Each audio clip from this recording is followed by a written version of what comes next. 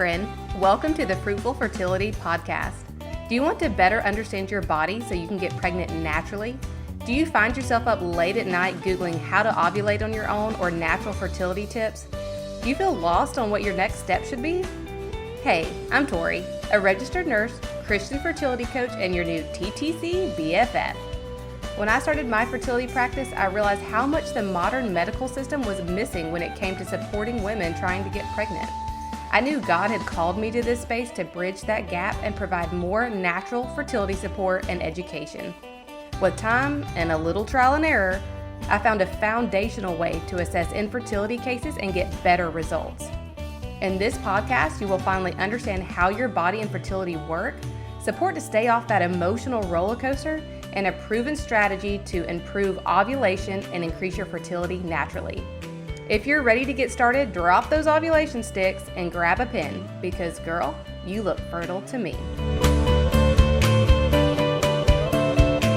This episode is going to be really good, but it's going to start with a little encouragement, and then I'm going to move into a little tough love. So hang in there with me. This tough love is only for your benefit, and I'm actually going to give you a really powerful tool to help when it comes with these pregnancy announcements that truly feel like a punch to the gut. But I do have a word. I feel like when I sit down to record, there's usually something God's put on my heart. And the thing that I have felt echoed around me lately is that the battle is already won. The healing is already done. God has already taken care of it. So this baby you're praying for, this healthy pregnancy that you want so badly, it's already been taken care of. The battle is already won. And I know that feels so distant, but I want you to sit with that sentiment of like, God has already taken care of it. There's no reason to worry at all. You can worry or you can trust, but you can't do both. And I feel like that's so good. We've had small group at our house recently, and this is something the leader of our small group has said multiple times in the times we've met. And I'm like, that is so good. That is so good. So I wish I could take credit for it, but I can't. But just know the battle's already won. And you can worry or you can trust, but you can't do both, okay? Now, I want to give you some helpful tools. And so this is going to feel like a little bit of tough love. And I would say it's not meant to, but it is. But it's only for your benefit, I promise. It's only for your benefit. My job is to encourage you, to help you truly navigate your fertility, to actually understand it, and to just be with you every step of the way. So no, this is like from a place of encouragement, not a place of, like not understanding or downplaying how hard it is. So let's first start with that. Seeing other pregnancy announcements is very hard. I will not belittle that. I will not pretend like it is not hard. I know it is hard. I know that this is the thing that brings you to tears more often than not, okay? And that's exactly why I want to go over these tips that I have for you today, because I feel like it's going to make it so much easier to wrestle with this pain. I love the word wrestle. Craig Rochelle, and I'm going to reference him a lot in this episode, he talks a lot about like when we have doubts and fears in God's timing or trusting God or believing and having faith, that it's not that we do or we don't, it's just that we wrestle with it. And I love that metaphor because even in my life, I feel like that so often. It's not that I'm believing one thing or not believing something. It's that I'm just wrestling with it. I'm just getting through it. But as I'm wrestling with it, it's bringing me closer to God. It's bringing me deeper in my faith. So don't be afraid to wrestle with things. So that's really tip number one, is to normalize the duality of grief and joy. That you can be happy for someone and at the exact same time be terribly disappointed for yourself.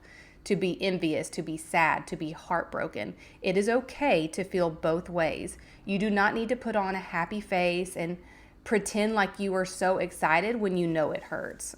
Okay, so those two things can absolutely exist. Unless maybe you're like, there is no joy. It's not even a duality. It is just, I'm just mad and upset and frustrated. And that is perfectly okay too. That you do not have to validate how you feel. You do not have to change the way you feel. So in all the tips I'm going to give you today, it is not about not feeling a certain way. We always want to accept our feelings, work through them, wrestle with them, analyze them. We are not trying to avoid them. We are never trying to stuff down feelings or avoid pain because we couldn't even if we wanted to. So always allow your feelings to flow through you accept them as they are, their feelings, their emotions, and then let's analyze them and process them and work through them, okay? But that is the first step, is to normalize the duality of grief and joy. Here is one of my first tips for you. I want you to reframe your thinking around pregnancy announcements, because here's the tough love part. Here is the good news and the bad news, okay? People are going to get pregnant before you. It's going to happen. And it's going to be people that sting the most. It's going to be your sister. It's going to be your best friend that wasn't trying. It's going to be your friend that already has 5 children and it seems really unfair. People are going to get pregnant before you. So I know that that sounds so mean, and I don't mean it to. I just want you to accept that, instead of like getting on social media and like hoping and praying that there's no pregnancy announcements or letting the announcements overtake you. I want you to just know they exist. They're going to be there. It is going to happen. That's the bad news. Here is the good news. You're going to make a pregnancy announcement one day too. You are going to get pregnant. Your turn is coming. Okay? There are no set number of babies in the world. And I know maybe that sounds like a light bulb moment for you, and maybe that sounds silly. But I remember the first time I heard this, I was like, that's such a good reminder, because so often we think, well, if she's pregnant, that's one less chance for me to get pregnant. Like, it's not as likely that I will get pregnant if she's pregnant. And this is just a subconscious thing we think. Like, our conscious brain knows that's not true, but our subconscious likes to tell us like, oh, there went my shot, because the pregnancy lottery, somebody else already won the pregnancy lottery this month, you know? But I want you to remember that her win is not your loss. There's not a set number of babies. There's not a set number of pregnancies. So I want you to keep that in mind, that just because other people are winning does not mean that you won't win too. And so the very tactical, tangible tip I want to give you here is that reframe. I want you to have something you say, like an affirmation you say out loud to yourself when you see these pregnancy announcements. So first, we're going to accept that it's okay to feel grief and joy. Second, we're going to accept that people are in fact going to get pregnant before us. And then we're going to have tools in our belt for when it happens, instead of hoping it doesn't happen. And that first one is to reframe your thinking, have an affirmation. So this could be personal to you, but a few you could try are: God's timing for her is divine. God's timing for me is divine. There's no set number of babies in the world. My baby is on its way. Something to that effect, to remind yourself that win is not your loss, okay? And that you are still capable of getting pregnant. You will be a mother. You will have a baby. And the first couple of times you say it, you're going to feel a little silly, and you're not going to believe it. You're going to be like, this is stupid. Why did I listen to Tori on that podcast? But the more you do it, the more your body will believe it, the more your mindset will change, and the easier it will be to see these pregnancy announcements, because you'll be like, okay, it's her timing and my timing is coming soon. Okay. So this brings me to point number 2, which is kind of a similar sentiment, but it's to pre-decide. I've talked about this in previous episodes, and again, this is a Craig Groeschel teaching, and I just think it is so genius. It's so simple, but it's so effective that we don't wait till things happen to decide how we're going to react to them, because then we do react with emotion. We don't react always in a healthy way, which is a human experience. We've all done it, right? I have definitely reacted to things in an emotional way that was not healthy. But when we pre-decide how we're going to react to something, how we're going to behave, it makes it so much easier to process those emotions and get through. It doesn't mean you don't feel them. It just means they don't overtake you. You don't let your emotions lead your day, ruin your day. So you can pre-decide to say that affirmation that we talked about. You can pre-decide to go for a walk. You could pre-decide to take a breath and breathe, but you're going to have a plan in place. We are going to plan for when we see an announcement instead of feeling overtaken by it or overwhelmed by it. So while I don't exactly have like a very specific tip for you, like go for a walk. I mean, that's an example, but I want you to think of what you could do. And because deep down I'm thinking about your nervous system, I want to suggest a nervous system exercise. So this could be jumping jacks. This could be shaking. This could be turning on music and dancing. This could be humming. This could be putting your legs up the wall. This could be turning on a worship playlist and singing. It could be crying. It could. You could pre-decide, like, I'm going to cry first and then I'm going to do something else. Because again, we're not avoiding emotions. We're just having a plan for how we're going to help our body deal with these emotions. Hey friend, small pause in the episode to ask you a quick question. Are you feeling overwhelmed? Are you wondering what the heck your next step should be? Why you aren't pregnant when everything seems normal? Or if anything you're doing is actually working? Well, you don't have to figure this out alone. Inside our monthly membership, The Conception Connection, you'll get the roadmap you've been searching for. A clear, step-by-step plan to support your chances of conception naturally, plus a faith-based community of women who truly get it. No more second-guessing every tip or trick or Googling late at night. You'll learn what you truly need to regulate your cycles, improve ovulation, and actually understand what is going on with your hormones and fertility. You'll finally get off the emotional roller coaster, replacing overwhelm with clarity, peace, and confidence that you're doing the right thing. This isn't generic information, but an actual strategy. It's a Christ-centered space where you'll be seen, supported, and given real tools that work. We can't wait to see you inside. The link is in the show notes, or you can join by going to fruitfulfertilityco.com/theconceptionconnection. So those are my tips on what might be helpful to you moving forward. But now, the last tip is kind of a fill in the blank that I want you to work on. So here's the question I want to ask you. What would make it easier for you? I really want you to consider that. Like, even brainstorm, write it on a piece of paper. What would make it easier for you? Because a lot of the times we're upset about the pregnancy announcement, of course. And then we're also trying to regulate our emotions so that we are not necessarily not causing a scene, but like we don't want to upset other people with our emotions. So we're trying to pretend like everything's okay when really we feel terrible, especially like if they tell you in person. And so something I want you to think about and journal and brainstorm is, what would make this easier for you? Would it be easier if people told you in a text message? Would it be easier if they told you in person? What would make it easier?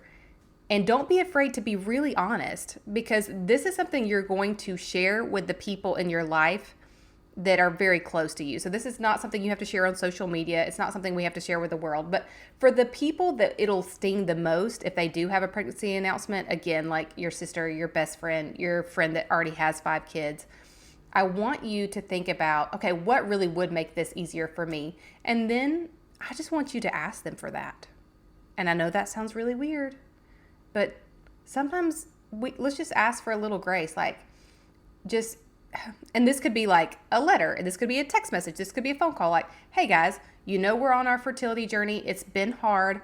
I'm having a hard time with pregnancy announcements. So if anyone does become pregnant, here's how I would like to receive the news. And I know this sounds silly. I know a lot of these things I'm telling you to do in this episode sound silly, but sometimes we just have to ask for what we need. And you may not know what you need. And maybe it's that you don't need anything from them if you use the tools that we talked about here. If you reframe and have an affirmation, if you pre-decide how you're going to react, then it doesn't matter how they deliver it because you already have a plan in place. But if there is something that would make it more helpful, knowing before they post on social media, getting it in a text message, getting a phone call, whatever it may be, don't be afraid to ask people for that, especially if you know they're trying.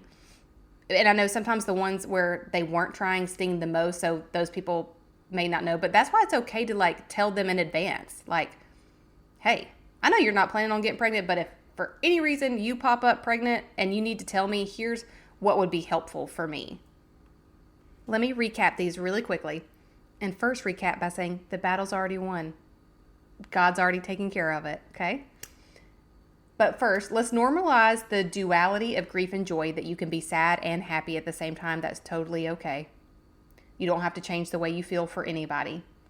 But what we are going to do is we're going to pre-decide how we're going to react to pregnancy announcements before they happen. Instead of hoping they don't happen, we're going to accept the fact that they will happen, and we're going to pre-decide how we're going to react and what we're going to do and have a plan in place. And this is where we could reframe our thinking. Her blessing is not my loss. My time is coming. God's timing for her is divine. God's timing for me is divine. There's no set number of babies in the world. I didn't lose my chance. Have an affirmation, and this is another thing you can kind of write down and brainstorm what feels most fitting for you.